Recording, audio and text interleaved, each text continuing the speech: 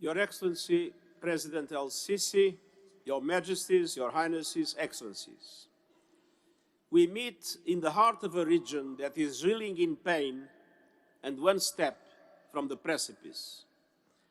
A region where it is impossible not to be rocked to the core by heart-wrenching, soul-searing images of suffering. Yesterday, I went to the Rafah border crossing. There I saw a paradox, a humanitarian catastrophe playing out in real time. On the one hand, I saw hundreds of trucks teeming with food and other essential supplies. On the other hand, we know that just across the border, there are 2 million people without water, food, fuel, electricity, and medicine. Children, mothers, the elderly, the sick. Full trucks on one side, empty stomachs on the other. Those trucks need to move as quickly as possible in a massive, sustained and safe way from Egypt into Gaza. A 20-truck convoy of the Egyptian Red Crescent is moving today. And I want to express my deep gratitude to Egypt for the essential role Egypt is playing in this regard. But the people of Gaza need a commitment for much, much more. A continuous delivery of aid to Gaza at the scale that is needed.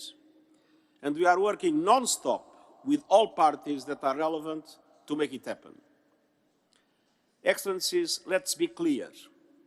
The grievances of the Palestinian people are legitimate and long. We cannot and must not ignore the wider context for these tragic events.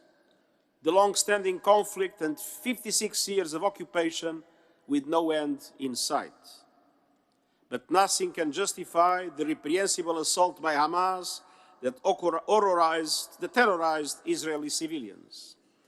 And those abhorrent attacks can never justify the collective punishment of the Palestinian people. Institutional humanitarian law, including the Geneva Conventions, must be upheld. And that includes protecting civilians and not attacking hospitals, schools, and UN premises that are currently sheltering 500,000 people. Excellencies, our near-term goals must be clear. Immediate, unrestricted, and sustained humanitarian aid for besieged civilians in Gaza. Immediate and unconditional release of all hostages. And immediate and dedicated efforts to prevent the spread of violence which is increasing the risk of spillover. To advance all these efforts, I appeal for a humanitarian ceasefire now.